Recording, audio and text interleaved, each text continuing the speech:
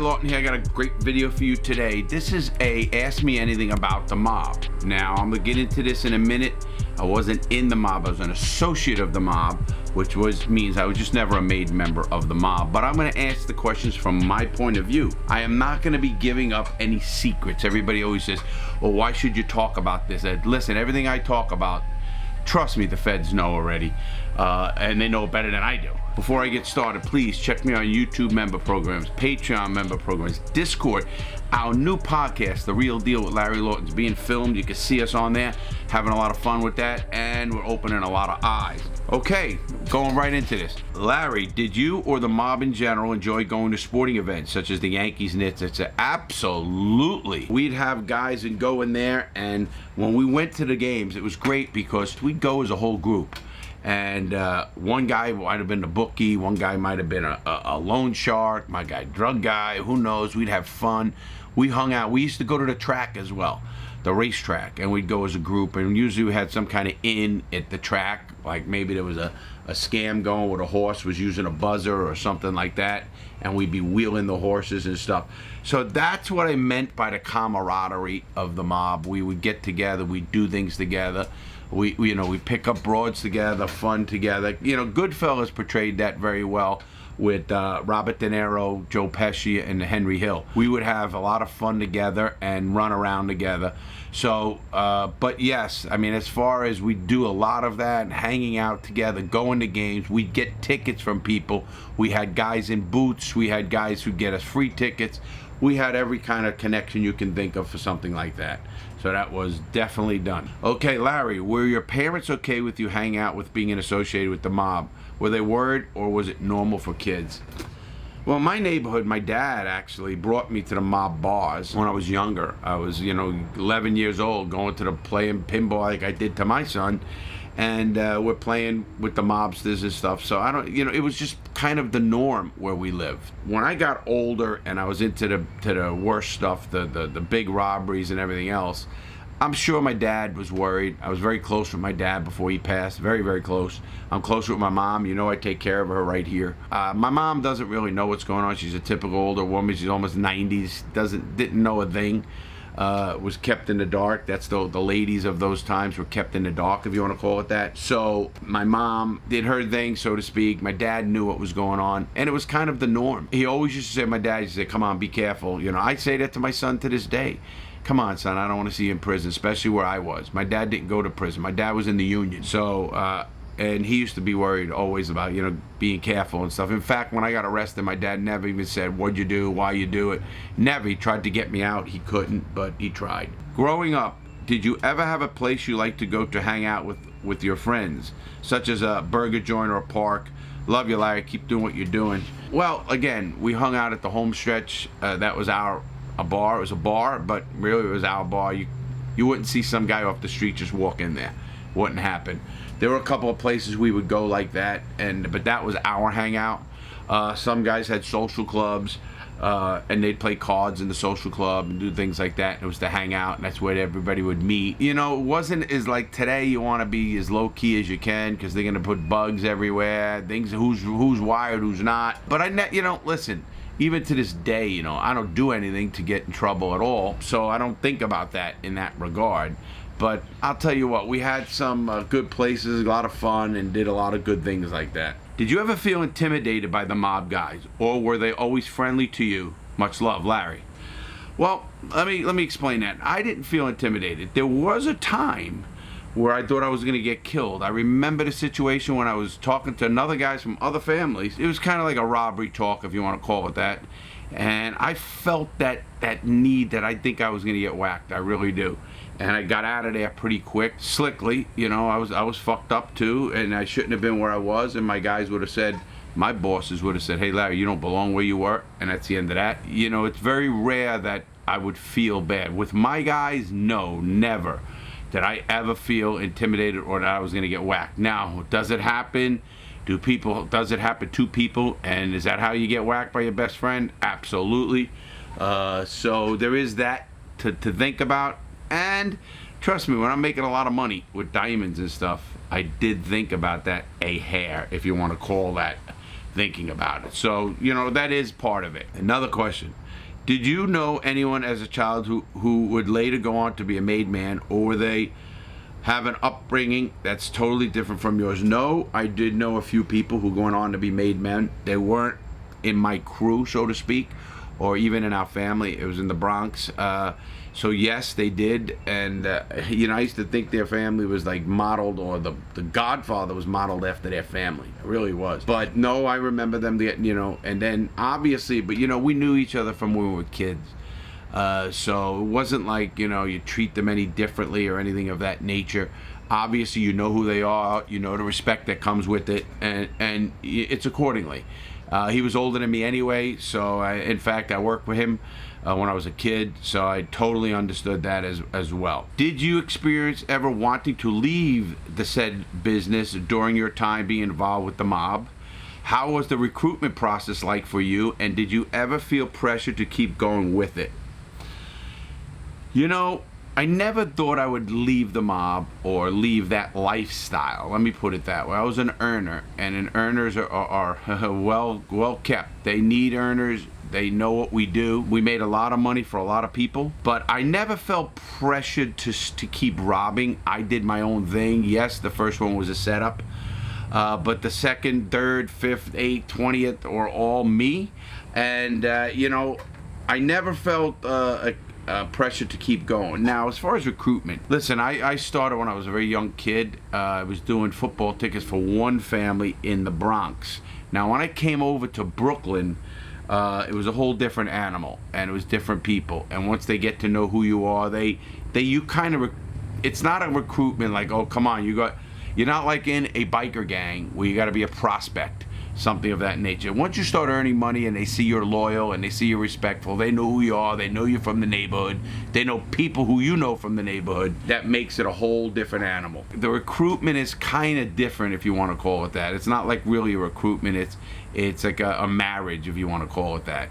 Yes, you can't just go in the mob. Nobody can just go in the mob, or nobody can even be associated with the mob. You got to be earning a lot of money. And once you're earning a lot of money, you know, people want a piece of your ass. And then you have to have that. And I'll get into that in a little bit. Next question. Do you have a memory where someone who seemed like a really tough, not to be messed with person had a moment of unexpected humanity, vulnerability?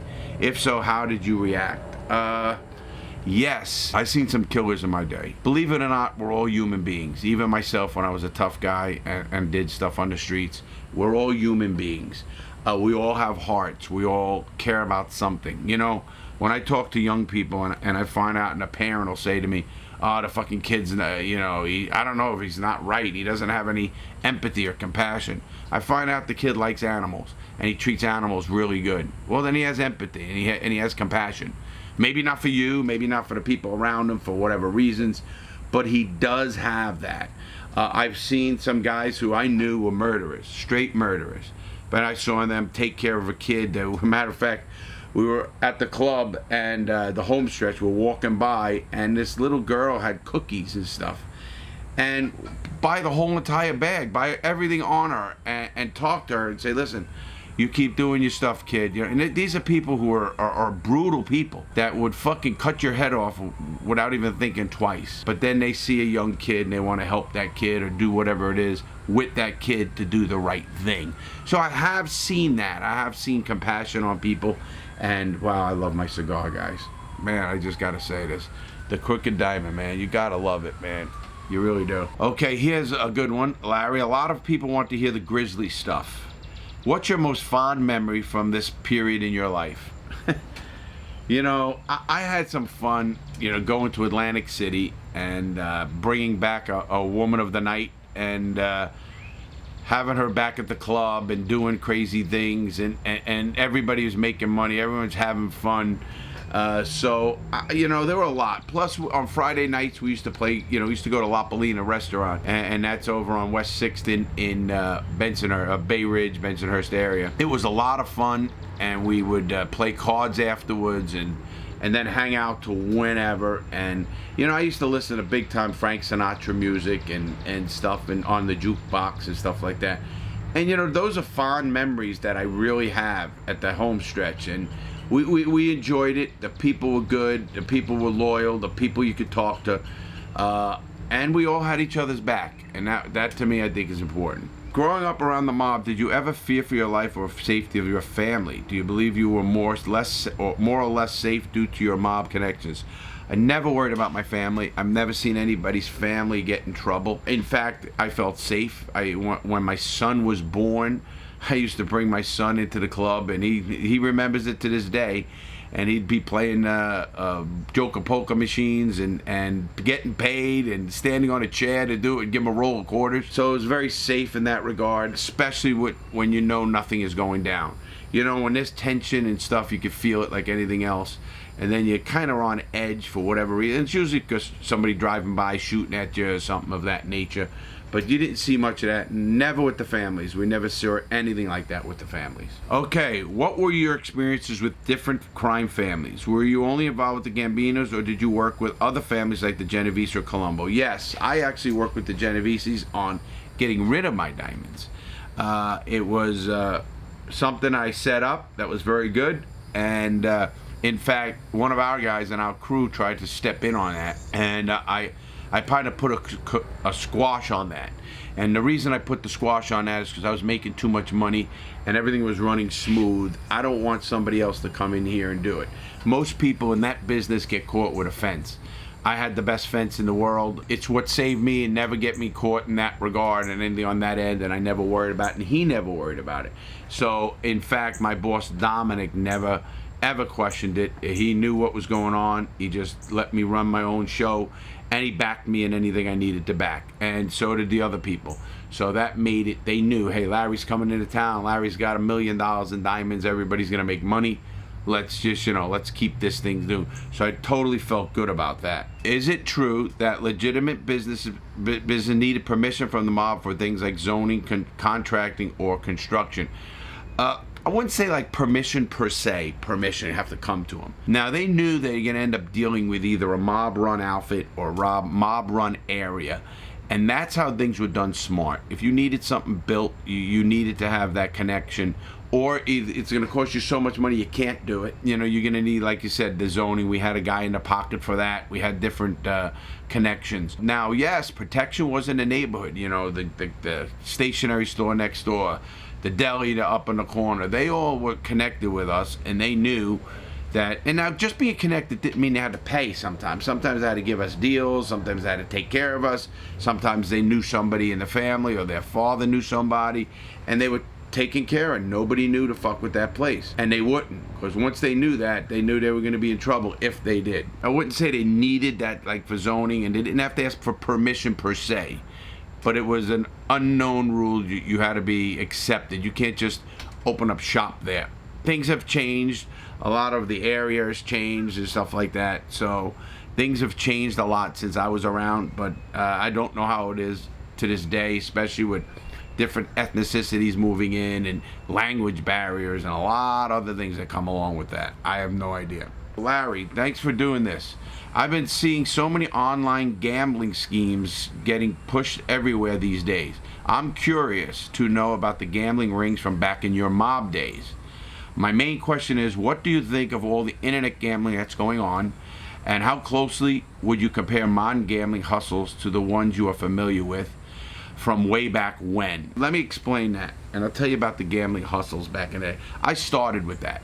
I was 11, 12 years old. I was doing football tickets for one of the guys from the Bonanno family over in the Bronx when I was a young kid, and I was actually making 25 cents on every dollar I brought in. And I would go around the whole neighborhood as a little kid, getting the money from the teacher and the electrician and the plumber and everybody who worked in the neighborhood, the regular working guys and everybody, and they'd come and they'd bet some football tickets with me. And when I got older in gambling, let me tell you how the internet changed it. But we didn't have the internet at all or any of that. So what we did was we set up what they call boiler rooms. Now, we'd have a guy with a phone. We didn't even have call waiting or we had a where you hit the call and then it could put them on hold and you answer the next call, and that's it. There wasn't like multiple numbers on the phones. We didn't have. But we had what they call a sheet, We used to even have those things in the back of the newspapers back then. You know, they have a guy with a cigar and a hat and the whole works, and he's, you know, Johnny Wigg, the best handicapper in the world, and he's got the cigar, and he's supposed to pick winners, and you do a fucking, it was an ad, just like you'd see an ad anywhere else, and it was in the back of the thing, and they used to have to call an 800 number. Now, the 800 number we own, and it would cost the person like $1.20, $1.49, whatever that 800 number cost. We're getting a piece of that. And then what we would do is we had a sheet in front of us. One sheet had let's say the Giants are playing the Jets. The Giants, a whole sheet we'd read to them. And the next call, you'd read the Jet sheet. The one thing it'd be, you know, if the Giants are playing on a Saturday night or Giants are playing on a Sunday at late game after a loss, they're 90% winners. If their quarterback, you know, had a good workout, and a whole bunch of shit that meant nothing. Nothing. And then on the other sheet, we'd have the opposite. Jets defense is the best when they play against an NFC team or whatever the bullshit they had. And you'd have a whole sheet, not made up by us, by one of the writers, so to speak.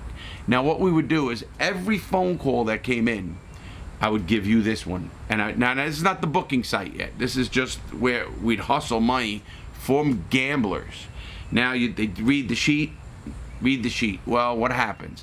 After the game's over, if you had 200 phone calls, 100 think you know what you're doing. Well, we wrote those down, and they knew. Now, they'd call back. Same thing. Read sheets, not knowing anything. Read sheets. After the third win, they really think you know what you're doing, and it's all luck. We would call them back and say, listen, can you afford a dime? A dime is a $1,000 bet. A nickel is a $500 bet. Can you afford a dime? Of course, they say yes, whether they can or not. And then you say, listen, our best analysts got together to do this game, and we think it's going to cost you $50. Now he's thinking, wow, I'm going to bet $300. All of a sudden, it's all luck. What would happen during that? The guy would get the bank, and then we'd steal their credit cards. And we'd take their credit cards and shove them off to another guy we knew who was doing stolen credit cards back then. And all of a sudden, the guy's credit cards hit. We used to move that office once a month after 4 games. And by the time the cops or anybody would have beyond you, you have another thing. Now, as far as the gambling on the internet goes, you know who owns a lot of those sites is bookies or mobsters or whatever. They were back, even when I started, you know, back in the 90s, they didn't have it like that yet, but they had the offshore. We had gambling in Costa Rica. Costa Rica was a big gambling spot. As far as the gambling, the sites are just great. I mean, you can't knock them, really. I mean, think about it. I mean, they are what they are. Gambling and gambling is, listen, a gambler's a sucker's game. It always has been. I like to bet on a few games to have fun watching it. Don't think you can beat them. We all know they don't build billion-dollar casinos because they lose. They just don't do it, guys. You got to think like that. Who is the most feared street guy? I'd imagine the Grim Reaper is number one. You know, I didn't know the Grim Reaper. Obviously, the Grim Reaper is Greg Scarpa. I don't know. I'd say Tommy Karate was one of the baddest motherfuckers known. That motherfucker would kill you quick as head. He's away in jail. A couple other guys that were pretty feared, but you know, most of them are even the feared ones you didn't know.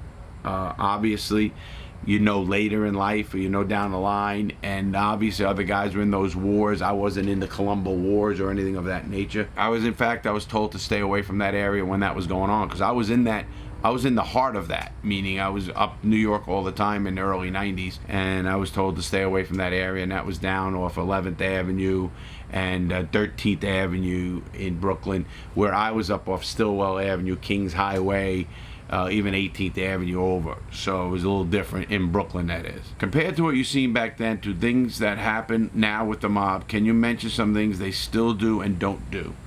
Yes, the mob still runs by threat or violence. They still are into gambling very heavily, loan sharking very heavily, and most of those guys are connected one way or the other. I mean, I to this day can borrow money at 1 point and put it on the street at 3 points and make a lot of money. Believe it, it's a lot of money.